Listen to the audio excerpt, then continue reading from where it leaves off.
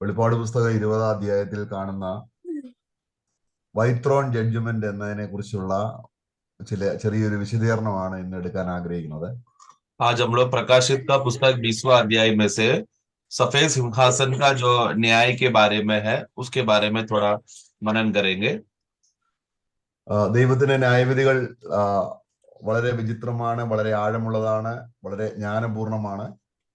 परमेश्वर का न्याय करने का जो रीति है बहुत ही अलग है, विचित्र रीति से है और मर्मीय है और बहुत अनोखा है। നമ്മൾ റോമലേഖനം അതിന്റെ 11-ാം അധ്യായം അതിന്റെ 33 മുതലുള്ള വാക്യങ്ങൾ വായിക്കുമ്പോൾ, ഹാ ദൈവത്തിന്റെ ധനം, ജ്ഞാനം, അറിവ് എന്നിവയുടെ ആഴമേ, അവന്റെ ന്യായവിധികൾ എത്ര അപ്രമേയവും അവന്റെ വഴികൾ എത്ര അഗോചരവുമാകുന്നു. 11 verse Roman chapter 11 verse 33. Romeo का पुस्तक उसका 11 अध्याय 33 में हम पढ़ते हैं कि परमेश्वर का जो बातें है, परमेश्वर का जो धन और बुद्धि और ज्ञान कितना गंभीर है और उसका विचार कैसे है, अतः उसका मार्ग कैसे अगम्य है। നാം എപ്പോഴും ദൈവത്തിന്റെ കരുതലും സ്നേഹവും ഒക്കെയും എപ്പോഴും പറയുന്നുണ്ട്. സ്വർഗത്തെക്കുറിച്ച് നമ്മൾ വളരെയധികം പറയുന്നുണ്ട്. എന്നാൽ നരകത്തെക്കുറിച്ചും വരാൻ പോകുന്ന ന്യായവിധിയെക്കുറിച്ചും കൂടെ നമ്മൾ പറയാൻ തക്കവണ്ണം കടപ്പെട്ടവരാണ്. അറിയാൻ നമ്മളത് അറിഞ്ഞിരിക്കേണ്ടത് ആവശ്യമാണ്. तो हम लोग हमेशा परमेश्वर का प्रेम के बारे में और उन्होंने हमारे लिए किया उपकारों और स्वर्ग की बातों की सब बातों को हम लोग जिस रीति से मूल्यता देकर हम उसके बारे में बताते हैं, बात करते हैं और समझते हैं, उतना ही रीति से हमारा परमेश्वर का न्याय और नरक की बातें, वो सब बातें भी जानना जरूरी है। സ്വർഗം ഉണ്ടായിരിക്കുന്നത് പോലെ തന്നെ നരകവും ഉണ്ട്. जिस रीति से स्वर्ग है वैसा नरक भी है। നരകത്തിന്റെ തീവ്രതയെയും നരകം എങ്ങനെയാണ് ദൈവ പദ്ധതിയിൽ പെട്ടിരിക്കുന്നത്, ദൈവം അത് ക്യാൻസൽ ചെയ്യുകയില്ല. ദൈവത്തിന്റെ പദ്ധതിയിൽ പ്രകാരം നരകത്തെ ദൈവം കൊണ്ടുവരുന്നതിന്റെ ആശയം എന്താണ്, ഇതൊക്കെയും ഒരു ദൈവവേദന അറിയുമ്പോൾ അവനെ ദൈവം രക്ഷിച്ചത്, ദൈവത്തിന്റെ ന്യായവിധിയിൽ നിന്ന് രക്ഷിച്ചാൻ ദൈവം ചെയ്ത പദ്ധതിയാണ് അവനെ കൂടുതൽ സ്നേഹത്തോടെ കർത്താവിനെ സേവിപ്പാൻ ഇടവരുത്തുന്നത്. तो पर जब हम नरक के बारे में पढ़ते समय में नरक कितना गंभीर है और वो कभी खत्म नहीं होता, सदा काल के लिए रहता है, जो उस पर जाएगा सर्वकाल का न्याय में फंसा रहेगा। ये सब बातें एक उद्धार पाए हुए व्यक्ति जब समझता है कि किस किस अवस्था से प्रभु ने हमको बचाया और उस दंड से हमें बचाकर हमें छुटकारा दिया, ये एक विश्वासी को जब ये बात समझते समय में प्रभु को धन्यवाद देने का बहुत अधिक उसके विषय में बोझ जाता है। അപ്പോൾ നമ്മള് ദൈവത്തിന്റെ ഈ വെള്ള സിംഹാസനത്തെ കുറിച്ച് പറയുമ്പോൾ അത് ചിലർ ചിന്തിക്കുന്നത് അവിടെയാണ് വിശ്വാസികളെ ന്യായം വിധിക്കുന്നത് എന്നുള്ള ഒരു തെറ്റിദ്ധാരണയുണ്ട്. ऐसा एक छोटा सा गलत फहमी रहता है लोगों में कि क्योंकि सफेद सिंहासन में न्याय किया जा रहा है, सब प्रकार के लोग वहां पर न्याय हो रहे हैं, इसलिए विश्वासियों का भी न्याय वहां पर होगा करके ऐसा लोग समझते हैं। ഈ വെള്ള സിംഹാസനം എന്ന് പറയുന്നത് മരിച്ചവർ മാത്രം, മരിച്ചു പോയിരിക്കുന്നവർക്ക് വേണ്ടിയുള്ള ന്യായവിധിയാണ്. ജീവനുള്ളവരുടെ ന്യായവിധി വേറെയുണ്ട്, ഇസ്രായേലിന്റെ ന്യായവിധി വേറെയുണ്ട്, സഭയുടെ ന്യായവിധി വേണ്ടി. ഇതെല്ലാം വ്യത്യസ്തങ്ങളായ ദൈവത്തിന്റെ പരിജ്ഞാനത്തിൽപ്പെട്ട വിവിധ ന്യായവിധികളാണ്. तो जब सफेद सिंहासन के बारे में जब हम पढ़ते समय में वहां पर हम देखते हैं कि वहां पर सिर्फ मरे हुए लोगों का न्याय के बारे में लिखा गया है। तो इसका मतलब है सफेद सिंहासन जो मरे हुए लोगों का है, उसके अलावा जो जीवित लोगों का न्याय करना वो अलग है, विश्वासियों का न्याय अलग है, इजरायली लोग का न्याय अलग है। इस तरह अलग अलग लोगों का न्याय अलग अलग रीति से अलग अलग समयों में किया जाएगा।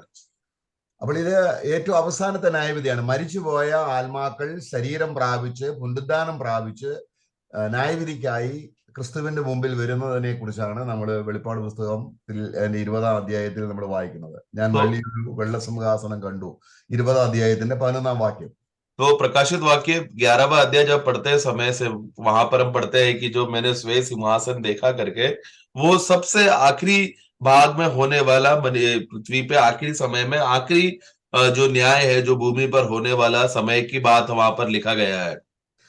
ഇവിടെയാണ് കോടാനുകോടി കുറ്റവാളികളെ, മഹാന്മാരായിരിക്കുന്നവരെ, രാജതന്ത്രജ്ഞന്മാരെ, രാജാക്കന്മാരെ, ചക്രവർത്തിമാരെ, സ്വേച്ഛാധിപതികളെ, ലോകത്തിലുള്ള എല്ലാ ജഡ്ജിമാരെ, ഇവരെയെല്ലാം വിധിക്കുന്ന ഒരു വലിയ സിംഹാസനത്തിന്റെ ചിത്രീകരണമാണ് നാം ഇവിടെ കാണുന്നത്.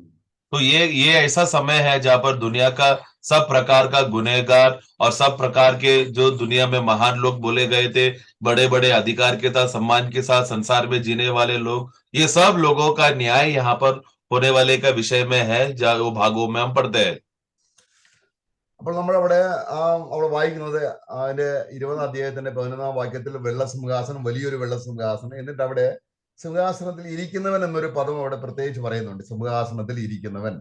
और फिर वहां पर 11 वाक्य पढ़ते समय में वहां पर जो सिंहासन के विषय में सबसे पहला लिखा है कि एक बड़ा श्वेत सिंहासन को मैंने वहां पर देखा, और वहां पर ऐसा भी लिखा है कि उसके ऊपर एक बैठा भी है।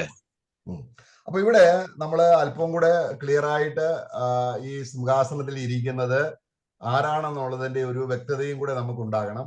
तो इसमें यहाँ पर सिंहासन के बारे में बोलते समय में कौन यहाँ पर बैठा है करके उसका स्पष्टता भी होना जरूरी है।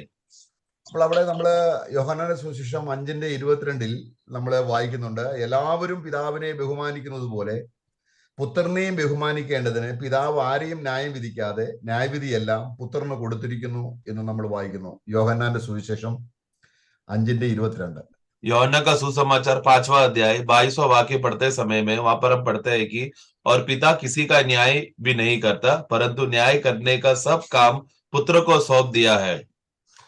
അപ്പം ഇതിനോടുള്ള ബന്ധത്തില് നമ്മള് തൃത്വത്തോടുള്ള ബന്ധത്തിൽ തൃത്വം വിശ്വസിക്കാത്തവര് പറയുന്നത് പിതാവായ ദൈവമാണെന്ന് ഒരു കൂട്ടർ പറയുന്നു, വേറൊരു കൂട്ടർ പറയുന്നു ഏക ദൈവമേ ഉള്ളൂ, അത് യേശു ക്രിസ്തുവാണ്. അപ്പോൾ ചിലർ പറയുന്നത് പിതാവായ ദൈവത്തെ കാണിക്കുന്നു, വേറൊരു കൂട്ടര് പറയുന്നു, യേശുനാമക്കാർ പറയുന്നു അത് യേശു ക്രിസ്തുവാണ്, കാരണം പിതാവ് എന്നൊരാളില്ലല്ലോ, അപ്പം പിന്നെ യേശു ക്രിസ്തുവാണ്. അപ്പൊ അങ്ങനെ ത്രിയേക ദൈവത്വത്തിൽ ഉള്ള ആളത്വങ്ങളിൽ ഉള്ള സംശയം വരുന്നത് കൊണ്ട് ഈ കാര്യത്തിൽ അല്പം നിർണയമാണ് നമ്മളിപ്പോൾ വായിച്ച വാക്യം. യോഹന്നാൻ 5:22 വായിക്കുന്നത് അത് പുത്രനായ യേശു ക്രിസ്തു, പിതാവിന്റെ പുത്രനാണ് യേശു ക്രിസ്തു എന്നുള്ളത് വ്യക്തമായി വെളിപ്പെടുത്തുകയാണ്.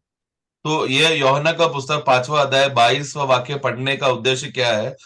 दुनिया में मसीह धर्म में बहुत से प्रकार के लोग हैं जो त्रित्व में विश्वास नहीं करते, पिता पुत्र पवित्र आत्मा के व्यक्ति का सामर्थ के विषय में किस रीति से वो लोग तीन अलग व्यक्ति है परंतु एक परमेश्वर है करके उस विषय में बोलते समय में बहुत से संगठनाएं ऐसे है जो दुरुपदेश सिखाते हैं कि खास और कहते हैं कि यीशु ही पिता है, यीशु ही आत्मा है बोलकर, इस रीति से बहुत से अलग अलग संगठनाएं जो गलत गलत उपदेश सिखाकर कुछ लोग बोलते हैं कि पिता न्याय करेंगे, तो सफेद सिंहासन में जो बैठा है वो पिता है, कुछ लोग कहते हैं कि सिर्फ यीशु ही है क्योंकि पिता और आत्मा यीशु ही है बोलकर, इस तरह का बहुत से गलतफहमियां और उपदेश को हम देख सकते हैं। परंतु ये वाक्य पढ़कर एक बात स्पष्ट होता है कि जो न्याय करने के लिए पिता ने सारा न्याय का अधिकार अपना पुत्र को दिया है, तो न्याय करने वाला हम देखते हैं कि पुत्र है और वहां पर पिता भी है और पुत्र भी है, परंतु न्याय जो करने वाला है वो पुत्र रहेगा। ലോകത്തെ ന്യായം വിധിക്കാൻ ദൈവത്തിൽ നിയുക്തനായ ഏക വ്യക്തി കർത്താവായ യേശു ക്രിസ്തുവാണ്. पूरा संसार को न्याय करने के लिए जो नियुक्ति प्राप्त किया, परमेश्वर की ओर से इजाजत मिला हुआ एकमात्र व्यक्ति वो है यीशु मसीह।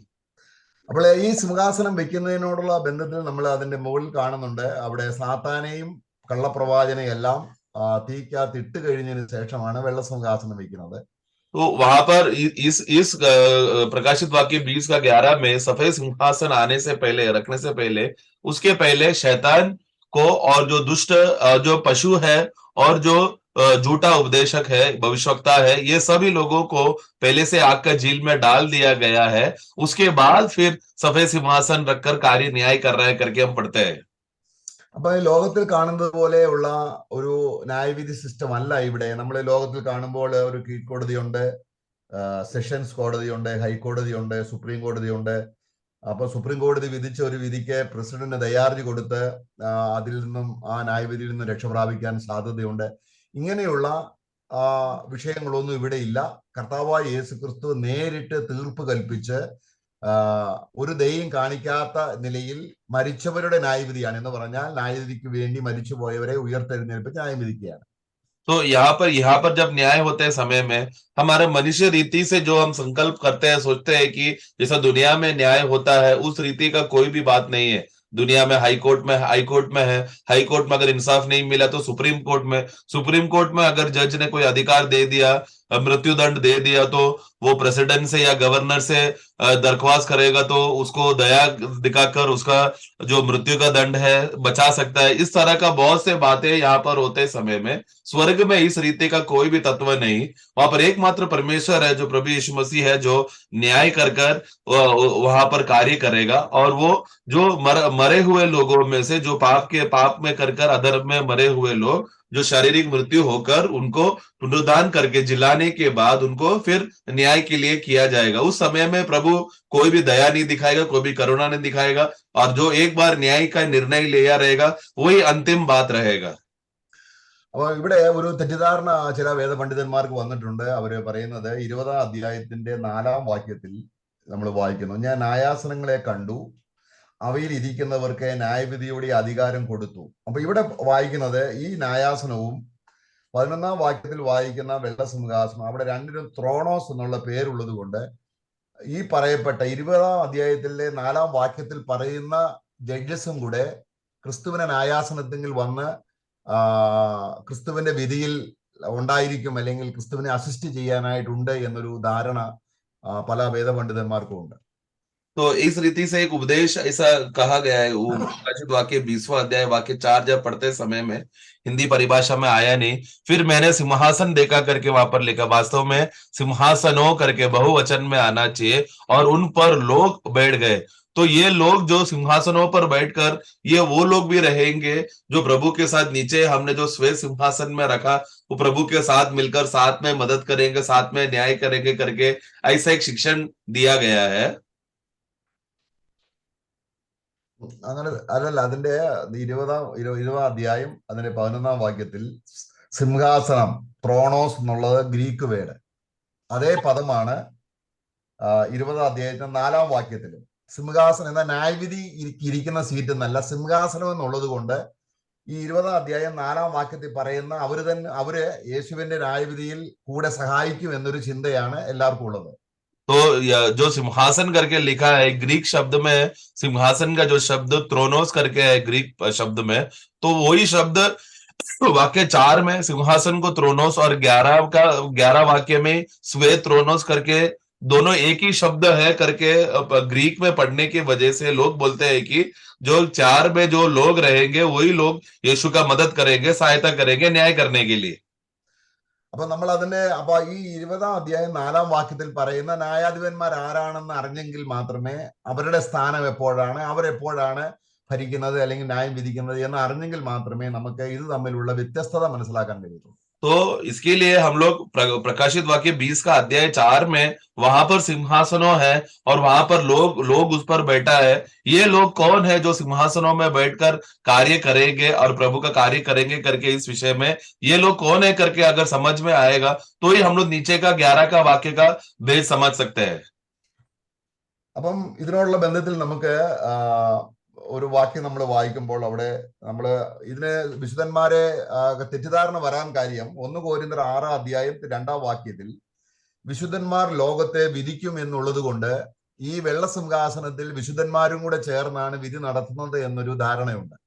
तो इसका ऐसा गलतफहमी क्यों आता है? 1 कोरिन्थी 6 का 2 जब पढ़ते समय में वहां पर ऐसा लिखा है कि क्या तुम नहीं जानते कि पवित्र लोग भी जगत का न्याय करेंगे करके।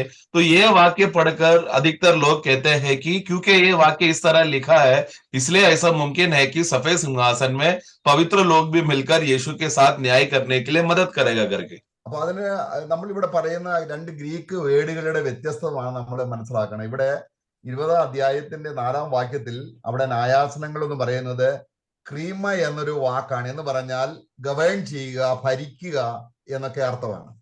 तो वास्तव में प्रकाशित वाक्य 20 का 4 जब पढ़ते समय में वहां पर जब सिंहासन बोलते समय में उसका अर्थ वहां पर क्रीमा करके अर्थ का उद्देश्य में लिखा गया, मतलब वो लोग वहां पर हुकूमत करेंगे, राज्य करेंगे, उस अर्थ में लिखा गया है। അതേസമയത്ത് 20-ാം അധ്യായത്തിൽ നമ്മൾ വായിക്കുന്ന ആ ന്യായവിധിയോടുള്ള ബന്ധത്തിൽ വരുന്നത് കാറ്റ ക്രിസ്റ്റോ, കാറ്റ ക്രീമ അല്ലെങ്കിൽ നരകവിധിയാണ്, നരകത്തിലേക്ക് പോകാൻ വിധിക്കുകയാണ്. അത് രണ്ടിൽ 2 വ്യത്യാസമാണ്. മറ്റേത് ഭരിക്കുകയാണ്, അധികാരം നടത്തുകയാണ്. അപ്പൊ അതിനോടുള്ള ബന്ധത്തിൽ ആ ഒരു ന്യായാധിപ സംഘം അല്ല ഇവിടെ വൈറ്റ് ത്രോൺ ജഡ്ജ്മെന്റിൽ ക്രിസ്തുവിനോട് കൂടെ ഒരു സിംഹാസനവും ഇല്ല, ക്രിസ്തുവിന്റെ സിംഹാസനം മാത്രമേ ഉള്ളൂ. तो इसके और फिर 11वां वाक्य जब पढ़ते समय में वहां पर काटा क्रीमा करके ग्रीक शब्द लिखा गया है, जिससे ये मालूम होता है कि सिर्फ नरक के लिए विधि करने वाला एक सिंहासन उस अर्थ में आता है 11वां वाक्य में। तो ऐसा है, तो जो वाक्य 4 में लिखा हुआ जो सिंहासन है वो न्याय करने के लिए, मतलब हुकूमत करने के विषय में, राज्य करने का विषय का सिंहासन है, जो अलग है। न्याय दंड देने का सिंहासन जो 11 में लिखा है वो दंड देने का सिंहासन है, इसलिए वो दोनों फर्क है। और यहाँ पर एक ही सिंहासन के बारे में लिखा है वाक्य 11 में, इसलिए प्रभु का सिंहासन ही खाली रहेगा। അപ്പോൾ ഇവിടെ നമുക്ക് ഈ 1 കൊരിന്ത്യർ 6-ാം അധ്യായം 2-ാം വാക്യത്തിൽ വിശുദ്ധന്മാർ ലോകത്തെ വിധിക്കും, ജഡ്ജ് ചെയ്യുമെന്ന് ഉദ്ദേശിക്കുന്നത് ഭരിക്കും എന്നുള്ള അർത്ഥത്തിലാണ്, അല്ലാതെ അവരെ നരകവിധി കൊടുക്കുമെന്ന അർത്ഥത്തിലല്ല. तो वहां पर पहला कोरिंथी 6 का 2 में जब पढ़ते समय में पवित्र लोग जगत का न्याय करेंगे करके जब बोलते समय में, वो न्याय वहां पर किसी को नरक में भेजने का सजा के बारे में नहीं है, बल्कि दंड देने वाला न्याय का विषय में नहीं, बल्कि राज्य करेंगे, प्रभुत्व करेंगे, हुकूमत करेंगे, उस विषय का न्याय के बारे में बोला गया है। അപ്പം പഴയ നിയമത്തിൽ ദൈവം ചിലരെ പ്രഭുക്കന്മാരാക്കി വെക്കുന്നതായിട്ട്, ഭരണം നടത്താനായിട്ട് പ്രഭുക്കന്മാരാക്കി വെക്കുന്ന ഒരുപാട് പ്രവചനങ്ങളുണ്ട്. पुराने नियम में हम पढ़ते हैं कि प्रभु ने बहुत से लोगों को हुकूमत करने के लिए, अधिकार करने के लिए कुछ लोगों को रखा था करके ऐसा भविष्यवाणी में लिखा गया है। നമ്മള് 45-ാം സങ്കീർത്തനം അതിന്റെ 16-ാം വാക്യത്തിൽ നമ്മൾ വായിക്കുന്നുണ്ട്. भजन संगीता 45 का 16 में हम पढ़ते हैं, ദൈവത്തിന്റെ ജനത്തെ സർവ്വഭൂമിയിലും നീ അവരെ പ്രഭുക്കന്മാരാക്കി വെക്കും, അല്ലെങ്കിൽ ഈ പ്രഭുക്കന്മാരാക്കി വെക്കും എന്നുള്ള ഒരു പ്രവചനമുണ്ട്. 45-ാം സങ്കീർത്തനം 16-ാം വാക്യം. और 45 का 16 जब पढ़ते समय में प्रभु अपने लोगों के ऊपर अधिकार करने के लिए, वहां पर हम देखते हैं कि वो सारे पृथ्वी पर हकीमों को ठहराएंगे करके हम पढ़ते हैं। സർവ്വഭൂമിയിലും അവരെ പ്രഭുക്കന്മാരാക്കും. सारे पृथ्वी पर उनको हाकिमों को प्रभु नियुक्त करेगा। അപ്പൊ ഈ പ്രഭുക്കന്മാരെന്ന് ഉദ്ദേശിക്കുന്ന പദം വചനത്തിൽ കൂടെയുണ്ട്. इस तरह से हाकिमों को ठहराएगा करके ये जो शब्द पदवी को बहुत से जगहों पर बाइबल में हम पढ़ते हैं। ഇപ്പൊ നമ്മളത് സാധാരണ പ്രിൻസ് എന്ന് പറയുമ്പോൾ അത് ഒരു പ്രാദേശിക സ്ഥലത്തെ ഭരണകർത്താവ് എന്നുള്ള അർത്ഥത്തിലല്ല. तो हाकिम करके जब बोलते समय में सिर्फ एक ही स्थान का जगह के ऊपर हुकूमत करेगा उस रीति में नहीं। അവിടെ നമ്മളത് വായിക്കുമ്പോൾ നമ്മൾ മലയാളത്തിലെ രാജാവെന്നും ചക്രവർത്തി എന്നും പറയുന്നത് പോലെ രാജാവെന്നും പ്രഭു എന്നുള്ള വ്യത്യാസം എന്ന് പറഞ്ഞാൽ, ചക്രവർത്തി എന്ന് പറഞ്ഞാൽ അനേക രാജാക്കന്മാരുടെ രാജാവാണ് ചക്രവർത്തി. तो जैसा हम लोग राजा के विषय में हम देखते समय में राजा के ऊपर एक सम्राट भी रहता है, सम्राट जो चक्रवर्ती सम्राट करके जो बोलते हैं, जो बहुत से राजाओं के ऊपर हुकूमत करके अपना सम्राट का हुकूमत करता है। तो वो एक राजा है जो बाकी राजाओं के ऊपर हुकूमत करता है, जिसको हम सम्राट कहते हैं। उसी रीति से हाकिम करके भी एक शब्द इस्तेमाल किया है जो अधिकार चलाता है। ഇപ്പം കർത്താവിന്റെ സമയത്ത് കൈസർ എന്ന് പറയുന്നത് റോമൻ ചക്രവർത്തിമാർക്ക്, അനേക രാജ്യങ്ങൾ ഭരിക്കുന്ന ചക്രവർത്തിമാർ കൊടുക്കുന്ന ഒരു സ്ഥാനപ്പേരാണ് കൈസർ എന്നുള്ളത്. तो प्रभु के समय में कैसर नाम का एक व्यक्ति था, रोम के सरकार में अधिकार को चलाने के लिए, हुकूमत को करने के लिए जो पदवी दिया गया था वो था कैसर। അത് രാജാവിനേക്കാൾ ഉന്നതമായ പദവിയാണ്. वो राजा से भी बड़ा पदवी है वो। അതാണ് പ്രഭു എന്ന് ഉദ്ദേശിക്കുന്നത്. जो जिसको एक रीति से हाकिम करके या प्रभु करके भी उसको बोला जाता था। ഇപ്പൊ ലോകം മുഴുവനും സാത്താൻ ഭരിക്കുന്നുണ്ട്. तो अभी पूरा संसार में शैतान राज्य करता है। അപ്പൊ സാത്താനെ കർത്താവ് തന്നെ വിശേഷിപ്പിക്കുന്നത് ഈ ലോകത്തിന്റെ പ്രഭു എന്നാണ്. अभी शैतान के विषय में जब प्रभु वर्णन करते समय में प्रभु ऐसा कहता है कि देखो ये जगत का प्रभु आया है करके, ऐसा एक शब्द पदवी उसको दिया है। അപ്പൊ നമ്മൾ ഈ പ്രഭു എന്നുള്ളതിന്റെ അർത്ഥസ്ഫുടതയെ മനസ്സിലാക്കാൻ വേണ്ടിയാണ് ഈ കാര്യങ്ങളൊക്കെ നമ്മൾ ഈ റെഫറൻസ് ഒക്കെ എടുക്കുന്നത്. तो मैं ये सब रेफरेंस इसके लिए बता रहा हूँ, प्रभु का मतलब हाकिम मतलब और राजा और सम्राट का फर्क क्या है बताने के लिए मैं कह रहा हूँ। തന്റെ മക്കളെ പ്രഭുക്കന്മാരാക്കും. तो प्रभु अपने बच्चों को हाकिम बनाएगा करके कहते समय में അവിടെ നമ്മൾ വായിക്കുമ്പോൾ അവിടെ 113-ാം സങ്കീർത്തനം നമ്മൾ വായിക്കുമ്പോൾ 113 भजन संगीता में ദൈവം സ്വർഗത്തിൽ നിന്ന് ഹംബിൾ ചെയ്ത് താപോട്ട് നോക്കിയപ്പോൾ, അവനെ തന്നെ താഴ്ത്തി ഭൂമിയിലേക്ക് നോക്കിയപ്പോൾ അനേക ദരിദ്രരെ കാണുന്നുണ്ടെന്ന് വായിക്കുന്നു. प्रभु ने जब अपने आप को झुककर, अपने आप को नम्र कर जब उसने पृथ्वी की ओर देखा, तो इस तरह देखते समय में उन्होंने कुछ कंगालों को प्रभु ने देखा. അങ്ങനെ അവന്റെ ദൃഷ്ടിയിൽ വളരെ എളിയവനായവനെ അവൻ എഴുന്നേൽപ്പിച്ച് അവരെ പ്രഭുക്കന്മാരിലൂടെ ഇരുത്തുകയും ചെയ്തു എന്ന് നമ്മുടെ രക്ഷയോടുള്ള ബന്ധത്തിൽ നമ്മൾ എപ്പോഴും മേശയോടുള്ള ബന്ധത്തിലൊക്കെയും നമ്മളത് ധ്യാനിക്കാറുണ്ട്. तो ये विषय को लेकर हम हमेशा प्रभु मेज में हम लोग ये विषय को मनन करते हैं कि किस तरह कंगालों को, जो मिट्टी में था, जो दरिद्र अवस्था में था, उन लोगों को ऊंचा करके प्रधानों के साथ वो लोग ऊंचा बनाया, हाकिम बनाया करके हम पढ़ते हैं. അപ്പൊ സഭയെ ദൈവം നമ്മളെ ഏറ്റവും നികൃഷ്ടരായ നമ്മളെ ലോകത്തിലുള്ളതിനെ ഇല്ലായ്മ ചെയ്യുവാൻ, ശക്തമെന്ന് തോന്നുന്നതിനെ, നോബിളെന്ന് തോന്നുന്നതിനെ ഒന്നുമില്ലാതാക്കാൻ ഈ താഴ്ന്ന നിലയിലുള്ളവരെ ഉയർത്തി സിംഹാസനത്തിൽ ഇരുത്തി അവരെ പ്രഭുക്കന്മാരാക്കി വെച്ചു എന്നുള്ളത് ദൈവത്തിന് നമ്മളോടുള്ള കരുണയാണ്. അത് സഭയെക്കുറിച്ചാണ് അത് പറയുന്നത്. तो हम देखते कि प्रभु ने जब हमको चुनते समय में ऐसे लोगों को चुना जो दुनिया का कुछ भी नहीं थे, उनका कोई भी मूल्य नहीं था, ऐसे लोगों को प्रभु चुनकर ऊंचा पदवी दिया. क्यों? ताकि दुनिया में जो लोग अपने आप को कुछ बड़े कहते हैं, जैसे धनवान लोग, बुद्धिमान लोग और धनवान लोग और बलवान लोग, और ये लोग सबको लज्जित कर कर, उन लोग को निंदा कर कर, उन लोग को मिट्टी समान करने के लिए प्रभु ने हम जैसे लोगों को ऊंचा किया. ये सब बातों का मनन करते समय में हम प्रभु को धन्यवाद देते हैं. और वो मंडली के विषय में कहा गया है. അപ്പോൾ ഈ പ്രഭുക്കന്മാരുടെ പ്രഭുവാണ് കർത്താവായ യേശു ക്രിസ്തു. നമ്മള് ദാനിയേലിന്റെ പുസ്തകം 9:26, 25-26 അഭിഷിക്തനായ ഒരു പ്രഭുവിനെ കുറിച്ച് പറയുന്നുണ്ട്. അത് നമ്മുടെ കർത്താവായ യേശു ക്രിസ്തുവാണ്. दानियल का पुस्तक 9वां अध्याय में जब पढ़ते समय में वहां पर एक प्रभु के बारे में कहा गया है. वो हमारा प्रभु है जो क्या करेगा, हम जैसे प्रधानों को जो प्रभु ने हमें ऊंचा स्तर में रखा है, हमें जो अधिकार देकर हमें प्रभुत्व में रखा, हमारा भी प्रभु है प्रभु यीशु मसीह. दानियल 9:26 में हम पढ़ते हैं. പിന്നെ നമ്മള് 2 തീമോഥെയോസ് 2:11 നമ്മൾ വായിക്കുന്നു, സഹിക്കുന്നുവെങ്കിൽ കൂടെ വാഴും എന്ന് പറഞ്ഞാൽ ക്രിസ്തുവിനോട് കൂടെ വാഴുന്ന കാര്യമാണ്. दूसरा तिमोथी का पुस्तक में भी हम इस रीति से पढ़ते हैं कि यदि अगर तुम लोग सहोगे तो तुम उसके साथ राज्य करोगे. तो वो प्रभु के साथ रहकर राज कर वहां पर भी इस रीति से राज कर प्रभु के साथ रहने के विषय में बोला गया है. പിന്നെ കർത്താവ് 12 ശിഷ്യന്മാരോട് പറയുന്നുണ്ട്, ലൂക്കോസ് സുവിശേഷം 22:30, നിങ്ങൾ എന്റെ രാജ്യത്തിൽ എന്റെ മേശയിൽ തിന്നു കുടിച്ച് സിംഹാസനം ഇരുന്ന് 12 ഗോത്രങ്ങളെയും ന്യായം വിധിക്കും. लुका का पुस्तक 22:30 में प्रभु अपना 12 चेलों को लेकर प्रभु कहता है कि तुम लोग भी मेरे साथ स्वर्ग में राज्य कर 12 सिंहासन बनाकर तुम लोग मेरे साथ राज करोगे, न्याय करोगे. यानी कि हुकूमत करने के विषय में बोला है.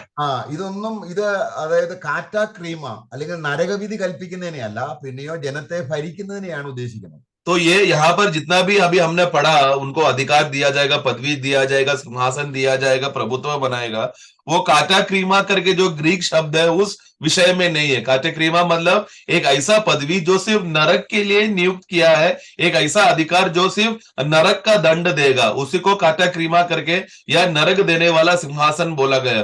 वो सिंहासन के बारे में इधर किधर भी नहीं लिखा है जो अभी हमने पढ़ा, बल्कि ये कौन सा सिंहासन है? प्रभु के साथ रहकर राज्य करेंगे, हुकूमत करेंगे, राजा के समान बनकर अधिकार करेंगे, उसके विषय में बोला है. അപ്പൊ നമുക്ക് ഒരു വാക്യം കൂടെ എടുക്കാം. നമ്മൾ യെശയ്യാവിന്റെ പുസ്തകം 32:1 വളരെ വ്യക്തമായി പ്രവചനമുണ്ട്. Isaiah 32 का 1 जब पढ़ते हैं समय में स्पष्ट रीति से वहां पर भविष्यवाणी में लिखा है, ഒരു രാജാവ് നീതിയോടെ വാഴും, एक राजा धार्मिकता के साथ न्याय करेगा. പിന്നെ അടുത്ത പദം പ്രഭുക്കന്മാർ ന്യായത്തോടെ അധികാരം നടത്തും. ആ അധികാരം നടത്തുമ്പോൾ ഇരിക്കുന്ന സിംഹാസനത്തെയാണ് നമ്മള് വെളിപ്പാട് പുസ്തകം 20:4 കണ്ട സിംഹാസനം. और राजकुमार, यहाँ पर जो राजकुमार बोला है, ये वही हाकिम लोग है और वही प्रधान लोग है जो प्रभु के साथ रहकर न्याय के, प्रभु के साथ हुकूमत करने के लिए न्याय करने आएंगे. मतलब हुकूमत करने का विषय में बोला गया है, अधिकार करने के विषय में बोला गया है. അപ്പൊ അവിടെ നമ്മളിപ്പം ഇത് കണ്ടു, അത് വ്യത്യസ്തമായ നിലയിൽ നമ്മളത് കണ്ടു. അത് വെള്ള സിംഹാസനം അല്ല അതിനെക്കുറിച്ച് ഉദ്ദേശിക്കുന്നത്. പിന്നെയോ വെള്ള സിംഹാസനത്തിന് വരുന്നതിന് മുൻപേ 1000 ആണ്ട് രാജ്യം ഭരിക്കുമ്പോൾ വിശുദ്ധന്മാരെ പല രീതിയിൽ കർത്താവ് റാങ്ക് തിരിച്ച് ഭരണകർത്താക്കളാക്കുന്നതിനെ കുറിച്ചാണ് 20-ാം അധ്യായം 4 മുതലുള്ള വാക്യങ്ങളിൽ പറയുന്നത്. तो अभी तक हमने जो भी हुकूमत के बारे में, सिंहासनों के बारे में जब पढ़ते समय में जहां पर राज अधिकार दिया जाएगा, वो सब 20वां अध्याय का अध्याय 4 में बहुत से सिंहासनों को देकर लोग वहां पर बैठे. ये वही प्रधान लोग है, वही हाकिम लोग है, वही राजकुमार लोग है जो प्रभु के साथ मिलकर राज करेंगे. ये लोग प्रभु के साथ 20वां अध्याय का 11वां वाक्य में सफेद सिंहासन में भागी नहीं होंगे. सिर्फ न्याय करने, मतलब सिर्फ हुकूमत करने के लिए प्रभु उनको, विश्वासियों को हजार वर्ष के समय में प्रभु उनको जो स्थान देने वाला बात है, उसके बाद है 1000 साल का न्याय हो जाने के बाद है, युग खत्म होने के बाद है सफेद सिंहासन का न्याय, जहां पर प्रभु अकेला सिंहासन में रहकर न्याय करेगा। അപ്പൊ 24 നമ്മൾ വീണ്ടും വായിക്കുമ്പോൾ 20 का 4 जब फिर से हम पढ़ते हैं, അവയിൽ ഇരിക്കുന്നവർക്ക് ന്യായവിധിയുടെ അധികാരം ന്യായവിധിയുടെ എന്ന് പറഞ്ഞാൽ അത് ശിക്ഷിക്കാനുള്ള ന്യായവിധിയല്ല, ഭരിക്കാനുള്ള, ഗവേൺ ചെയ്യാനുള്ള നല്ല ഭരണകർത്താക്കൾ അവർക്ക് അധികാരം കൊടുക്കുന്നതിനെ കുറിച്ചാണ്. അവരാണ് 1000 വർഷം ഭരിച്ചു കഴിഞ്ഞിട്ടാണ് പിന്നെ ക്രിസ്തുവിന്റെ വെള്ള സിംഹാസനം വരുന്നത്. और उनको उन पर लोगों पर बैठने का जो अधिकार दिया गया था और उनको न्याय करने के लिए अधिकार दिया गया है। तो न्याय करना मतलब क्या, मतलब हुकूमत करने के विषय में वो लोग प्रभु का सिंहासन, प्रभु ने दिया हुआ सिंहासनों में बैठकर किसी को दंड देगा, सजा देने का नहीं, बल्कि हुकूमत करके राज्य करने का विषय का सिंहासन का अर्थ में बोला गया है। ये सब बातें खत्म हो जाने के बाद 1000 साल के बाद है सफेद सिंहासन आएगा। അപ്പൊ ഇനി ആ സിംഹാസനത്തിൽ ഇരിക്കുന്നവർ ആരൊക്കെയാണ് എന്നുള്ളത് നമ്മൾ വേദപുസ്തകത്തിന്റെ പഴയതും പുതിയതുമായ വചനങ്ങൾ എടുത്തുകൊണ്ട് അത് ഈ ഇരിക്കുന്നവർ ആരാണെന്ന് നമുക്ക് മനസ്സിലാക്കാൻ കഴിയും. तो इसके लिए हम लोगों ने पुराने नियम और नए नियम में इस तरह से अलग अलग वाक्यों को हम पढ़ा, जहां पर प्रधानों के बारे में पढ़ा, हाकिमों के बारे में पढ़ा, राजकुमार लोग। तो ये सब पुराने नियम नए नियम से वचन लेकर हम समझते हैं कि बहुत लोग इसको सिंहासन मिलेगा, जो वो लोग सब अधिकार करेंगे, हुकूमत करेंगे।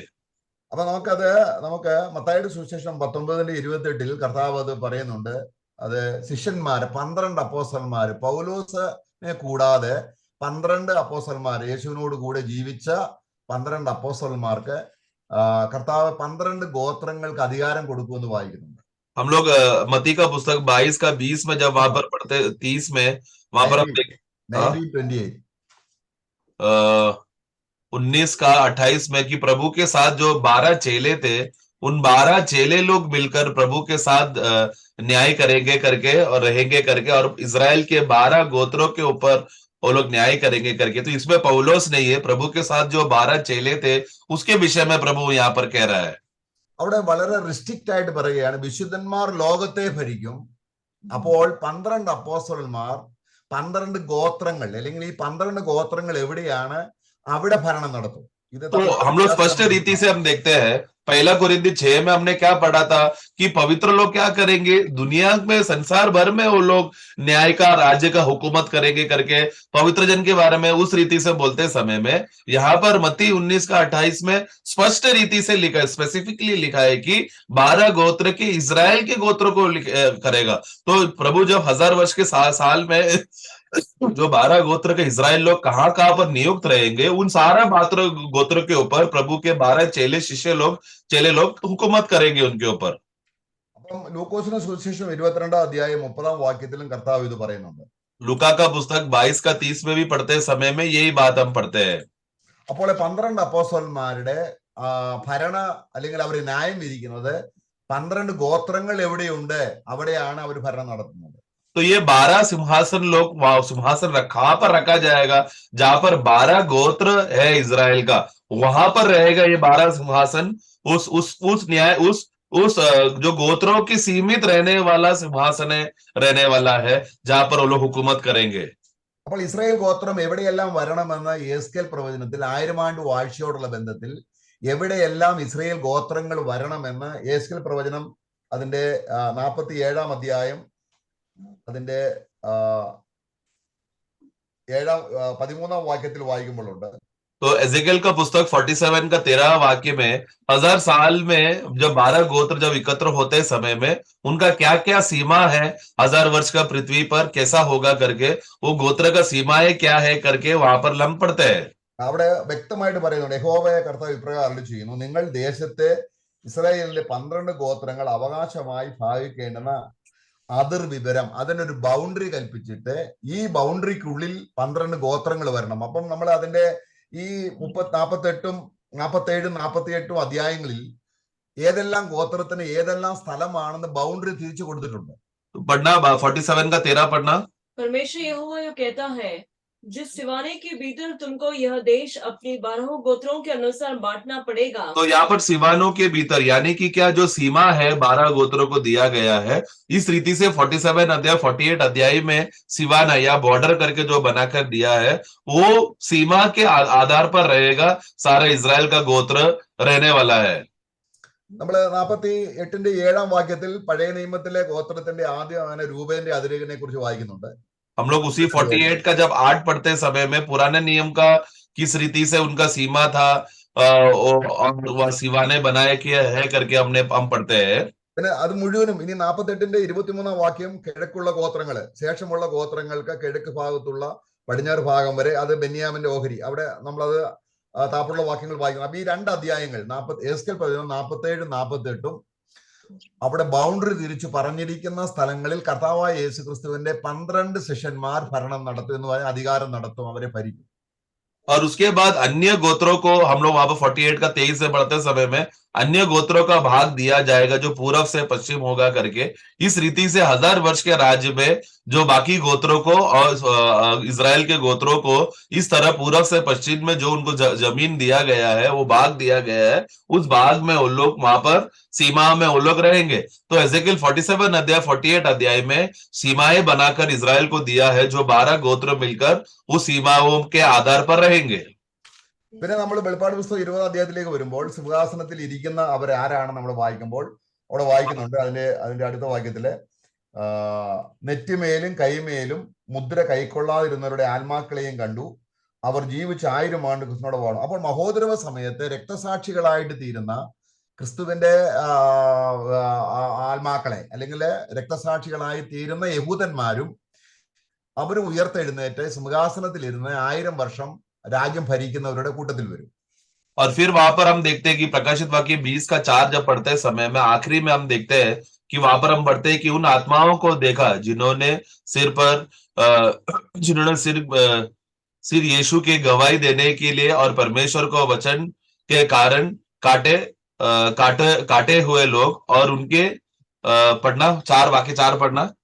फिर मैंने सिंहासन देखे और उन पर लोग बैठ गए और उनको न्याय करने का अधिकार दिया गया, और उनके आत्माओं को भी देखा जिनके सिर यीशु की गवाही देने और परमेश्वर के वचन के कारण काटे गए थे. आगे മഹോദരവത്തിന്റെ ശേഷം ഉയർത്തെഴുന്നേറ്റ് വരുന്ന അല്ലെങ്കിൽ മഹോദരവത്തിന് ശേഷം കർത്താവ് രാജഭരണത്തിന് വേണ്ടി വിളിക്കുന്ന രക്തസാക്ഷികളെയാണ് നമ്മളിവിടെ കാണുന്നത്. അപ്പൊ ആരൊക്കെയുണ്ട്? 12 അപ്പോസ്തലന്മാരുണ്ട്. അവർ ആദ്യം തന്നെ അവിടെ ഉണ്ട്. आगे बढ़ना. और न उसकी छाप अपने माथे और हाथों पर ली थी, वे जीवित होकर मसीह के साथ 1000 वर्ष तक राज्य करते रहे. तो ये कौन लोग हैं महाक्लेश के समय में जिन्होंने मसीह विरोधी का कोई भी चिन्ह और वो लोग ने संख्या ना लेकर वो लोग शहीद होकर रक्तसाक्षी होने की वजह से उन लोगों को मसीह के गवाही के लिए जीना पड़ा. वो लोग जो शहीद हो गए उन लोगों को भी प्रभु क्या करेगा? मसीह के साथ वो लोग 1000 साल राज्य करने का, हुकूमत करने का भाग्य मिलेगा. तो इस रीति से उस समय में 1000 साल में कौन कौन रहेगा जो अधिकार और हुकूमत करने वाला है? पहले से ही 12 गोत्र को ऊपर हुकूमत करने के लिए प्रभु का 12 चेले हैं. उसके साथ साथ ये लोग जो शहीद हुए, जो रक्तसाक्षी हुआ, उन लोग भी उसके साथ जुड़ जाएंगे हुकूमत करने के लिए. പിന്നെ നമ്മള് വെളിപ്പാട് പുസ്തകം 2:27 വായിക്കുന്നുണ്ട്. प्रकाशित वाक्य 2 का 27 में हम पढ़ते हैं. ഞാൻ ജാതികളുടെ മേൽ അവർക്ക് അധികാരം കൊടുക്കും. അവിടെ അതിന്റെ 27 വാക്യം 2:27 റെവലേഷൻ 2 का 27 में पढ़ते समय में अन्य जाति के ऊपर मैंने अधिकार दिया है करके हम वहां पर हम पढ़ते हैं. അത് സഭയിലെ ജയാളികളാണ്. तो वो 26 में पढ़ते समय में वो कौन है कि उस जाति के लोगों पर अधिकार दूंगा करके बोलते समय में मंडली के जो विजय हुए विश्वासी लोगों के बारे में है, जो जाति लोगों के ऊपर अधिकार करेंगे. ഇതാണ് പൗലോസ് 1 കൊരിന്ത്യർ 6 അധ്യായം വായിക്കുന്നത്. നാം ലോകത്തെ ഭരിക്കും എന്ന് പറയുമ്പോൾ ഈ 12 ഗോത്രങ്ങൾക്ക് അപ്പുറത്തുമുള്ള സർവ്വഭൂമിയെയും ഭരിക്കുന്ന പ്രഭുക്കന്മാരായിട്ട് സഭയിലെ ജയാളികളെ ദൈവം കൊണ്ടുവരും. मैं तो वो था 1 कोरिन्थी 6 का 2 में जब पढ़ते समय में जब पौलोस कहता है कि तुम लोगों का संसार के लोगों का पवित्र लोग जो जगत का न्याय करेगा, मतलब जो 12 गोत्र के रेखा से बाहर रहने वाले बाकी जाति के लोगों के ऊपर हुकूमत करने का स्थान प्रभु मंडली में जयवंत हुए विश्वासियों को स्थान देगा. അപ്പൊ നമ്മളത് 12 അപ്പോസ്തലന്മാർ അവിടെ ഉണ്ട് ആ സിംഹാസനത്തില്. तो सिंहासन में हम देखते हैं कि 12 चेले हैं जो सिंहासन में बैठेंगे. മഹോദരവത്തിൽ കൊല്ലപ്പെടുന്ന രക്തസാക്ഷികളുണ്ട്. महाक्लेश में शहीद हुए रक्त साक्षी हुए वाले പിന്നെ इस्राएली गोत्र के विश्वासी लोग इजरायली लोग रहेंगे, जिसने यीशु के ऊपर विश्वास करके छाप नहीं लिया, मोहर नहीं लिया, वो लोग रहेंगे। പിന്നെ സഭയിലെ ജയാളികൾ രക്തസാക്ഷികളായവരും ഉണ്ട്. കാരണം സഭയിലെ ജയാളികളായിരിക്കുന്നവര് രക്തസാക്ഷികളായിരിക്കുന്നവര് അവർക്കെല്ലാം സിംഹാസനമുണ്ട്. और फिर मंडली के लोग, कलीसिया के लोग जो जयवंत होकर, और विश्वासी लोग जो शहीद हुए, जो हर शहीद हुए विश्वासी लोगों के लिए भी यीशु मसीह के नाम में मंडली का भाग हुआ, शहीद हुआ विश्वासियों को भी प्रभु सिंहासन देगा। പിന്നെ പഴയ നിയമത്തിലെ ജയാളികളുണ്ട്. फिर पुराने नियम में जयवंत लोग हैं। നമ്മള് എബ്രായ ലേഖനം 11:25 വായിക്കുമ്പോൾ പ്രതിഫലം നോക്കിയത് കൊണ്ട് മോശയെ കുറിച്ച് പറയണം. അപ്പം ഫറവോന്റെ കൊട്ടാരം വിട്ടിറങ്ങി ഫറവോന്റെ സുഖജീവിതം വേണ്ടെന്ന് വെച്ച ഇറങ്ങിയ ആ മോശയ്ക്ക് ഒരു പ്രതിഫലമുണ്ട്. അത് രാജ്യഭരണമാണ് ഭൂമിയിൽ. അപ്പം इब्रानियों की पुस्तक 11 अध्याय में पढ़ते समय में प्रतिफल देखकर वो जिया करके अब्राहम के बारे में बोलते समय में इस तरह पुराने नियम के भी विश्वासी लोग जो जयवंत होकर प्रभु के इच्छा के अनुसार जीने वाले लोगों को भी प्रभु प्रतिफल दे रहा है। ദാനിയേലിനോട് കർത്താവ് പറയുന്നുണ്ട്, നിന്റെ ഓഹരി പ്രാപിപ്പാൻ നീ അവസാനം എഴുന്നേറ്റ് വരും. അപ്പം എന്താ ഈ ഓഹരി? ഷെയർ, ആ ഒരു ഭരണമാണ്. तो दानियल के विषय में भी प्रभु कहता है कि तू आगे चलकर तू आगे उठेगा और तेरा भाग के लिए तुझे जिलाया जाएगा। तो वो कौन सा भाग है? प्रभु दानियल के लिए भी जो न्याय करने के लिए, हुक्म करने के लिए जो सिंहासन उसके लिए जो तैयार किया है, उसको भी वो भाग मिलेगा, मतलब वो भी हुकूमत करेगा। പിന്നെ ഡേവിഡ്, നമ്മളെ എസെക്കിയേൽ പ്രവചനം 37:25 ദൈവത്തിന്റെ പ്രഭുവായ ദാവീദിനെ ഞാൻ കൊണ്ടുവരും എന്ന് കർത്താവ് തന്നെ പറയുന്നുണ്ട്. और फिर दाऊद के विषय में हम पढ़ते समय में एजेकियल 37 में पढ़ते समय में दाऊद को मैं वापस जिलाकर उसका मेरा दास दाऊद को मैं राज्य दूंगा करके, प्रधान बनाऊंगा करके 37 का 25 में पढ़ते समय में हम पढ़ते हैं। അപ്പൊ ഇവരെല്ലാം ചേർന്ന് അപ്പോൾ 12 അപ്പോസ്തലന്മാര്, इस तरह 12 चेले लोग, പഴയ നിയമത്തിലെ ജയാളികളായിരിക്കുന്നവര്, पुराने नियम के विश्वासी लोग जो जयवंत हुए, പുതിയ നിയമത്തിലെ ജയാളികള്, नए नियम के मंडली के विजय लोग, രക്തസാക്ഷികളായ യഹൂദന്മാര്, शहीद हुए यहूदी लोग, ഇവര് ക്രിസ്തുവിനോട് കൂടെ 1000 വർഷം ഭൂമിയിൽ ഭരിക്കുന്നതിനെയാണ് നമ്മൾ ഇവിടെ 20-ാം അധ്യായം അതിന്റെ 4 മുതലുള്ള വാക്യങ്ങളിൽ കാണുന്നത്. वो लोग हैं प्रभु के साथ हुकूमत करने के लिए रहेंगे, सिंहासनों में बैठेंगे करके 20वां अध्याय का 4 में हमने पढ़ा। അപ്പൊ ഇങ്ങനെ നമ്മള് ഈ രാജ്യം ഭരിക്കുന്നതിനോടുള്ള ബന്ധത്തിൽ കർത്താവ് രാജ്യം ഭരിച്ചു കഴിഞ്ഞിട്ടാണ് പിന്നെ നമ്മൾ അവിടെ വായിക്കുന്നത്. ഈ 1000 ആണ്ട് കഴിഞ്ഞിട്ട് നമ്മൾ അതിന്റെ 20-ാം അധ്യായത്തിന്റെ 7-ാം വാക്യത്തിൽ നമ്മൾ വായിക്കുന്നുണ്ട്. और 20 का 7 वाक्य पढ़ते समय में फिर लिखा है कि जब 1000 वर्ष पूरा हो चुका था, पूरा हो जाने के बाद फिर वहां पर प्रभु कार्य करता है। देखो, അപ്പം ആ 1000 വർഷത്തിൽ കർത്താവ് പറഞ്ഞ പല കാര്യങ്ങൾ. ഒന്നാമത് നമ്മളിപ്പോ മത്തായി സുവിശേഷം 25-ന്റെ 21-ാം വാക്യം 23-ാം വാക്യവും ചില വിശ്വസ്തരായവരെ അധികത്തിന് വിചാരകന്മാരാക്കും. ആ വചനം നിറവേറുന്നത് ഇപ്പോഴാണ്. तो और इसके लिए मत्ती का पुस्तक 25वां अध्याय में 27-28 में कुछ प्रभु अधिकारियों को जो विश्वास योग्य दास रहा उनको प्रभु देगा, अधिकार देगा करके बोलते समय वो सब उस 1000 साल में होने वाला बातों का विषय में जो पूरा होगा। പിന്നെ നമ്മൾ ലൂക്കോസ് സുവിശേഷം 19-ന്റെ 17, 18, 19 ചില വിശുദ്ധന്മാരെ 10 പട്ടണത്തിന് അധികാരികളാക്കും, 5 പട്ടണ അധികാരികളാക്കും. ഇതൊക്കെയും സംഭവിക്കുന്നത് എപ്പോഴാണ്? ഈ സിംഹാസനം കൊടുക്കുന്നത് കൊണ്ടാണ് അധികാരം കിട്ടുന്നത്. और फिर लूका का पुस्तक 19वां अध्याय में हम देखते हैं कि कुछ लोगों को 10 गोत्र 10 देश दिया गया था हुकूमत करने के लिए, कुछ को 5 देश दिया था हुकूमत करने के लिए, कुछ इस रीति से ये सब कभी होने वाला है। ये सब तभी 1000 साल में विश्वासी लोगों को, यानी कि लोगों को जब न्याय करने का सिंहासन दिया गया है, जो हुकूमत करेगा, राज्य करेगा, उस समय में 1000 साल में होने वाली बातें है ये सब। അപ്പൊ ഇത്രയും കാര്യങ്ങൾ 20-ാം അധ്യായത്തിന് 4-ാം വാക്യത്തിൽ വരുന്ന സിംഹാസനമല്ല, നമ്മള് അതിന്റെ 11-ാം വാക്യത്തിൽ വരുന്ന വെള്ള സിംഹാസനം. അത് രണ്ടും രണ്ട് കാര്യങ്ങളാണ്. तो प्रकाशित वाक्य 20 का 4 में जो सिंहासनों में जो लोग वहां पर रहकर अधिकार करेंगे, हुकूमत करेंगे, उसके बारे में था वाक्य 4 में लिखा है। वो 20 का 11 में जो है वो अलग है। वो 11 में हुकूमत लेकिन दंड देने का सिंहासन है वो। അപ്പൊ ഭരണകാര്യത്തിൽ കർത്താവിനോട് കൂടെ അനേക വിശുദ്ധന്മാരുണ്ട്. പക്ഷെങ്കിൽ നരകവിധി എന്ന് പറയുന്ന ആ വൈറ്റ് ത്രോൺ ജഡ്ജ്മെന്റിൽ ക്രിസ്തു ഏകനാണ്. तो हुकूमत करते समय में प्रभु के साथ बहुत से विश्वासी लोग रहेंगे, बहुत से लोग रहेंगे जो प्रभु के साथ रहकर हुकूमत करेंगे, लेकिन न्याय करने का विषय में जब आते समय में 20 का 11 में वो नरक का दंड देने का न्याय है, तो वो दंड का न्याय सिर्फ प्रभु यीशु मसीह देगा। ഇനി ആ ഭരണ രീതിയെ കുറിച്ച് അല്പം കൂടെ ഒന്ന് ഇത്രയും പറഞ്ഞ സ്ഥിതിക്ക് ഭരണ രീതി എങ്ങനെയാണ് ഈ ഭരണം സംവിധാനം കൊണ്ടുവരുന്നത് എന്നതിനെ കുറിച്ച് കർത്താവ് ഒരു വിവരണം തന്നിട്ടുണ്ട്. और अभी हुकूमत किस रीति से होगा करके, क्योंकि इतना बातें बोला है तो हुकूमत किस रीति से होने वाला है करके इसका छोटा सा विषय, छोटा सा क्लू प्रभु यीशु मसीह कहा था। അപ്പൊ അത് നമ്മൾ പലപ്പോഴും തെറ്റിദ്ധരിച്ച് നമ്മൾ അത് വളരെയധികം അനേക വ്യാഖ്യാതാക്കള് പല രീതിയിലാണ് അതിനെ വ്യാഖ്യാനിക്കുന്നത്. और उसको बहुत सा अलग अलग रीति से परिभाषा किया गया है।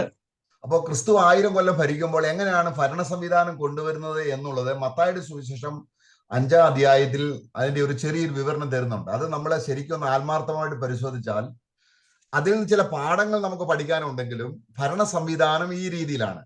तो हम लोग मत्ती का पुस्तक 5वां अध्याय में जब राज्य का समय आएगा, यानी कि 1000 वर्ष का राज्य का समय आते समय में किस रीति से वहां पर राज्य होने वाला, न्याय होने वाला है करके उसका वर्णन प्रभु ने वहां पर दिया है। तो ये मंडली के लोगों के लिए अभ्यास करने का एक बहुत अच्छा अवसर है, क्योंकि प्रभु उसमें सिखा रहा है। तो न्याय करने वाले लोग ये इसी रीति से वहां पर न्याय करेंगे। അപ്പൊ ഇതിനെക്കുറിച്ച് വിശുദ്ധന്മാരൊക്കെ പണ്ഡിതന്മാരായിരിക്കുന്നവർക്ക് വിവിധ അഭിപ്രായം ഉള്ളത് കൊണ്ട് നമുക്ക് അനുയോജ്യമായ അഭിപ്രായം സ്വീകരിക്കാം. तो इसके लिए इस विषय में बहुत से प्रभु के दास लोग हैं जो अलग अलग अभिप्राय बताते हैं, अलग अलग अर्थ बताते हैं, परंतु हम उस पे जो बातों को हम मानते हैं वो बाकी दासों के साथ हम लोग सहमत हो सकते हैं जो हमारे इस विषय में सहमत है। അപ്പൊ നമ്മള് ആ രീതി ഒന്ന് നോക്കാം. നമുക്ക് മത്തായി സുവിശേഷം 5-ാം അധ്യായത്തിൽ നമ്മൾ അതിന് 21-ാം വാക്യം വായിക്കുകയാണ്. मत्ती 5 का 21 पढ़ते समय में किस रीति से प्रभु 1000 वर्ष के राज्य में हुकूमत कैसा करेगा करके वहां पर का अर्थ दिखाया गया है। അപ്പൊ അന്ന് അവിടെ അക്ഷരപ്രകാരം ഒരു പാപവും ചെയ്യാൻ പറ്റത്തില്ല. കാര്യം മനുഷ്യനെ എന്ത് ചെയ്യുമെന്ന് അറിയാമോ? അവിടെ ഉടനെ ജയിലിൽ, കാരണം സാത്താനെ ജയിലിൽ 1000 വർഷം ജയിലിൽ ഇട്ടിരിക്കുകയാണ്. അപ്പം 1000 വർഷം ജയിലിൽ കിടക്കുമ്പോൾ മനുഷ്യന് ശാരീരികമായിട്ട് ഒരു പാപം ചെയ്യാനുള്ള അല്ലെങ്കിൽ ഒരു ബലവും കിട്ടത്തില്ല. तो जैसा आज शैतान के कार्य की वजह से हमारे शरीर को उत्साह कर हम लोग शारीरिक रीति से जो पाप करते हैं, गुनाह करते हैं, गलती करते हैं, उस रीति से 1000 साल में वो नहीं हो सकता, क्योंकि शैतान को 1000 साल बंदीगृह में, कालकोठरी में, अगाध कुंड में डालने की वजह से स्वाभाविक रीति से जो शरीर का अभिलाषा उत्तेजना होकर जो पाप करते हैं उस रीति का पाप वहां पर नहीं होगा। അപ്പൊ അതാണ് കർത്താവ് 21-ാം വാക്യത്തിൽ പറയുന്നത്. वही यहाँ पर 5 का 21 में प्रभु कहता है, കുല ചെയ്യരുത് എന്നും ആരെങ്കിലും കുല ചെയ്താൽ ന്യായവിധിക്ക് യോഗ്യനാകും എന്ന് പൂർവികന്മാർ അരുളിച്ചത് നിങ്ങൾക്ക്, അത് മോശയുടെ ന്യായപ്രമാണത്തിൽ നിന്നാണ് പറയുന്നത്.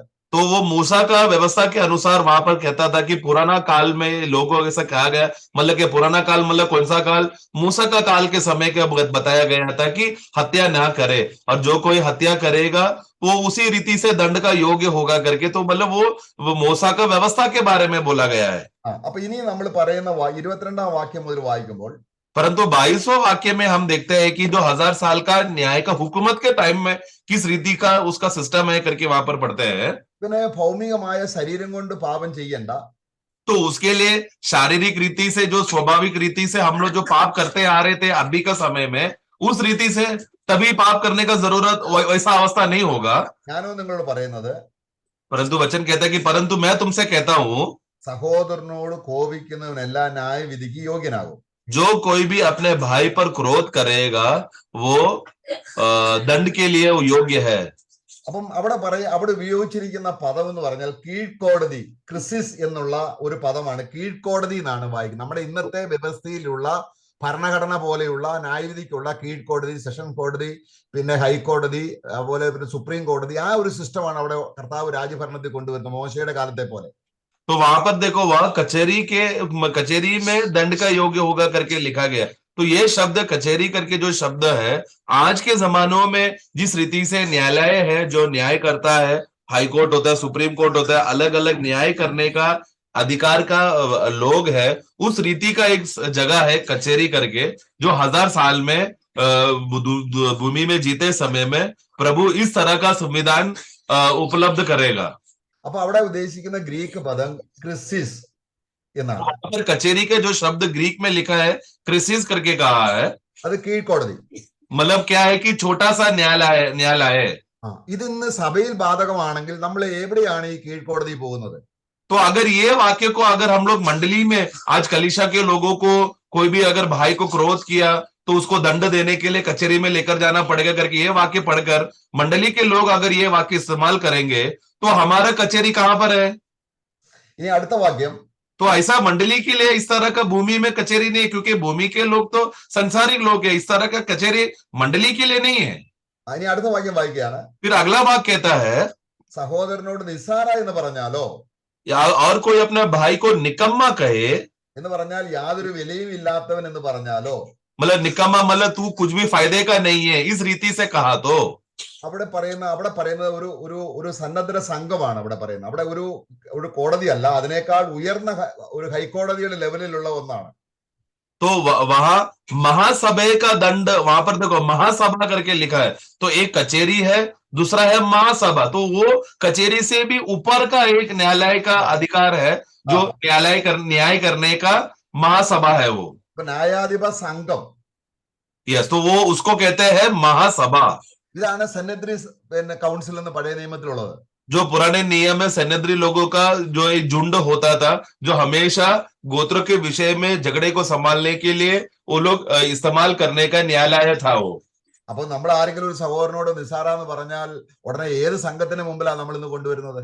तो प्रियो, अगर मंडली की ये वाक्य को लेकर मंडली में ऐसा करना चाहिए बोलकर कोई भी भाई को निकम्मा बोला, तो हम लोग कौन सा इजरायली लोगों का महासभा में जाकर सनेद्रिन काउंसिल में जाकर हम लोग न्याय के लिए अपेक्षा करेंगे? അടുത്ത വാക്യം, तो ये मंडली के लिए लागू नहीं. आगे हम बढ़ते हैं. മൂട എന്ന് പറഞ്ഞാലോ, और जो कोई कहे अरे मूर्ख, അപ്പം അത് സുപ്രീം കോടതി, അത് നേരിട്ട് ക്രിസ്തു ന്യായാധിപനാണ്. ഇവിടെ ക്രിസ്തുവിന്റെ കീഴിലുള്ള ഭരണകർത്താക്കളുടെ അടുക്കലാണ് നമ്മൾ നേരത്തെ പറഞ്ഞ രണ്ട് കാര്യങ്ങൾ വരുന്നത്. तो उसको डायरेक्टली कहां पर है? नरक के आग के दंड के योग्य, मतलब ये डायरेक्टली बड़ा न्यायालय के काउंसिल में लेकर जाएगा. जो हमने प्रकाशित वाक्य 20:4 में हमने पढ़ा कि बड़ा सिंहासन, जो सिंहासनों को लगा गया है और वहां पर लोग बैठे, विश्वासी लोग और जो 12 चेले और जो पुराने नियम के विश्वासी जयवंत लोग जो सिंहासन में बैठे हैं अधिकार करने के लिए, उस दंड का न्यायालय में लेकर जाएगा, जो महासभा से भी और कचेरी से भी बड़ा है. അപ്പൊ ഉടനെ അവനെ ഗീഹന്ന എന്ന് പറയുമ്പോൾ നമ്മള് ഗീഹന്നയിൽ കർത്താവ് 12 സ്ഥലത്ത് ഗീഹന്ന പറഞ്ഞിട്ടുണ്ട്. അത് ലേക്ക് ഓഫ് ഫയർ ആണെന്നൊരു തെറ്റിദ്ധാരണ വന്നത് കൊണ്ട് അതങ്ങനല്ല. ഇവിടെ ഗീഹന്ന എന്ന് പറയുന്നത് താൽക്കാലികമായ ഒരു തടവ് സ്ഥലമാണ്, യാതന സ്ഥലമാണ്. तो यहाँ पर वहां पर जो शब्द लिखा गया नरक की आग करके बोलते समय में, ये नरक की आग को प्रकाशित वाक्य का नरक का आग नहीं समझना है, क्योंकि उसका परिभाषा में अगर हम देखा जाए तो उसको गीहन्ना करके बोला है. तो वो नरक नहीं जो पापियों को दिया जा रहा है, बल्कि गीहन्ना मतलब कुछ समय के लिए जितना सजा गुनाह किया है उस गुनाह का सजा भुगतने का जो टेम्पररी प्लेस को कहते हैं गीहन्ना. ഇനി നമ്മൾ 25-ാം വാക്യം വായിക്കുമ്പോൾ, उसके बाद 25वां वाक्य में हम पढ़ते हैं, നിന്റെ പ്രതിയോഗിയോട് കൂടെ വഴിയിൽ ഉള്ളപ്പോൾ തന്നെ വേഗത്തിൽ അവന് ഇണങ്ങിക്കൊള്ളുക, അല്ലാഞ്ഞാൽ പ്രതിയോഗി നിന്നെ ന്യായാധിപൻ സേവകനും ഏൽപ്പിച്ചിട്ട് നീ തടവിലായി പോകും. ഈ തടവാണ് ഗീഹനെ നിർദ്ദേശിക്കുന്നത്. ഒരു താൽക്കാലികമായി അവന്റെ കടം വീട്ടുന്നത് വരെയും അവനെ തടവിൽ പാർപ്പിക്കുന്ന ഒരു യാതനാ സ്ഥലമാണ്. 25वां वाक्य पढ़ना. जब तक तू अपने मुद्दई के साथ मार्ग ही में है, उससे झटपट मेल मिलाप कर ले. कहीं ऐसा ना हो कि मुद्दई तुम्हें हाकिम को सौंपे और हाकिम तुझे सिपाही को सौंप दे और तू बंदी गृह में डाल दिया जाए. यही बंदी ग्रह है जो वहां पर ऊपर हमने पढ़ा नरक की आग. तो ये नरक की आग जो गिहन्ना है वो एक टेम्पररी जेल जैसा सिस्टम रहेगा, जो बंदी ग्रह होगा, जो फटक से हाकिम आकर सिपाही को बुलाकर डालने वाला काल कोठरी में डालने का अवस्था को कहा गया है, जो 1000 साल में मनुष्य लोग जो दुनिया में जीते समय लोगों के ऊपर आने वाला है. ഇതൊരു നമുക്കൊരു നിഴൽ തരികയാണ്. എന്ന് പറഞ്ഞാൽ സഭയും അപ്പോസ്തലന്മാരൊക്കെയും കൈകാര്യം ചെയ്യാൻ വയ്യാത്ത കാര്യം നേരിട്ട് ക്രിസ്തുവിന്റെ അടുക്കൽ പോയാൽ ക്രിസ്തു അത് ഉടനെ തന്നെ എന്ത് ചെയ്യും? ന്യായവിധി നടപ്പാക്കുന്നു, അവനെ ഗീഹനയിലേക്ക് അയക്കുന്നു. तो ये कौन सा बात है? ये बड़ा गलती जो 1000 साल में लोग जब बड़ा गलती करते, बड़ा अपराध करते हैं, करने के बाद जो जो जिसका हल कचेरी में भी नहीं हो सकता, जिसका हल महासभा में भी नहीं हो सकता, वो डायरेक्ट प्रभु की उपस्थिति में लाया जाएगा, जहां पर प्रभु अपना सिंहासन रखकर डायरेक्टली पूरा पृथ्वी पर न्याय कर रहा है। वो बड़ा सिंहासन में लेकर जाके डायरेक्टली उसको कालकोठरी में डालने वाला गिहन्ना है, जो हिंदी में नरक लिखा है परंतु नरक नहीं, गिहन्ना यानी कि कालकोठरी में डालने का, बंदीगृह में डालने का विषय में बोला गया है। അപ്പം 1000 വർഷത്തിൽ ഭരണഘടനയിൽ ഈ രീതിയിലുള്ള ഒരു ഭരണമായിരിക്കും ഇവിടെ നടക്കാൻ പോകുന്നത്. तो 1000 साल के राज्य में इस रीति से न्याय करने का, हुकूमत करने का अवस्था का सिस्टम आने वाला है। കീഴ്ക്കോടതിയിലാകുന്ന 12 അപ്പോസ്തലന്മാർക്കോ അല്ലെങ്കിൽ അതിനേക്കാൾ ഉന്നതമായ പദവിയായ സന്നദ്ധി സംഘമായ സഭയിലെ ജയാളികൾക്കോ അല്ലെങ്കിൽ രക്തസാക്ഷികളായ ജയാളികൾക്കോ ഒരാളെ ഗീഹനയിലേക്ക് അയക്കാൻ പറ്റത്തില്ല. അതാണ് അതിന്റെ അർത്ഥം. കർത്താവായ യേശുക്രിസ്തു വെള്ളസിംഹാസനത്തിൽ ഇരിക്കുമ്പോൾ നരകവിധിക്ക് ഒരാൾ പോലും അവിടെ ഉണ്ടാകില്ല. ക്രിസ്തു മാത്രമായിരിക്കും നരകവിധിക്ക് മനുഷ്യരെ വിധിക്കുന്നത്. तो यहाँ पर ये भाई को जैसा नरक में डालने के लिए वो एक ही अधिकार है जो इस रीति से गिहन्ना का सजा देकर कालकोठरी में डालने का अधिकार रखता है, वो है प्रभु यीशु मसीह को। तो वो कचेरी में बैठे हुए अधिकारी जो वो लोग नहीं कर सकते, और महासभा का लोग का जो बड़ा सिंहासन में बैठे वो लोग भी नहीं, डायरेक्टली प्रभु को रहेगा जैसा हुकूमत करके कालकोठरी में डालने का। ये वही प्रभु है जो 1000 साल हो जाने के बाद सफेद सिंहासन में बैठकर पापियों को पकड़कर नरक में मरे हुए पापियों को उठाकर आग का झील में डाल दिया जा रहा है। वही सिस्टम वहां पर देखा जा रहा है। അപ്പം വെള്ളസിംഹാസനം എന്ന രീതിയിൽ നമ്മള് 20-ാം അധ്യായത്തിന്റെ 4-ാം വാക്യത്തിൽ പറയുന്ന സിംഹാസനങ്ങളുടെ വ്യത്യസ്തതയാണ് നമ്മൾ അല്പസമയം ചിന്തിച്ചത്. तो इसलिए अभी हमने प्रकाशित वाक्य 20 का 4 में जो सिंहासनों करके जो वहां पर अब शब्द लिखा पड़ा, जहां पर लोग बैठ गए करके, उसका थोड़ा विवरण हमने देखा। അപ്പൊ മത്തായി സുവിശേഷം 22-ാം അധ്യായത്തിൽ പറയുന്ന ആ ക്രിസിസ്, സന്നദ്രൻ, പിന്നെ ഗീഹന്ന, ഈ തത്വം സഭയ്ക്കും ബാധകമാണ് എന്ന് പറഞ്ഞാൽ സഭയിലും ഇത് ശരീരം കൊണ്ടല്ലെങ്കിൽ ദേഹിപരമായുള്ള പാപങ്ങൾ ദൈവസന്നിധിയിൽ അത് കർത്താവിന്റെ സന്നിധിയിൽ കൊണ്ടുവന്ന് അപ്പോൾ മാപ്പ് പറഞ്ഞ് കർത്താവ് നിരപ്പ് പ്രാപിക്കേണ്ടത് ആവശ്യമാണ്. तो जैसा वो मत्ती का पुस्तक 5 का 22 में हम लोग पढ़ते समय में कचेरी में दंड दिया जाएगा, और फिर महासभा में दंड दिया जाएगा, और डायरेक्ट गिहन्ना का दंड दिया जाएगा।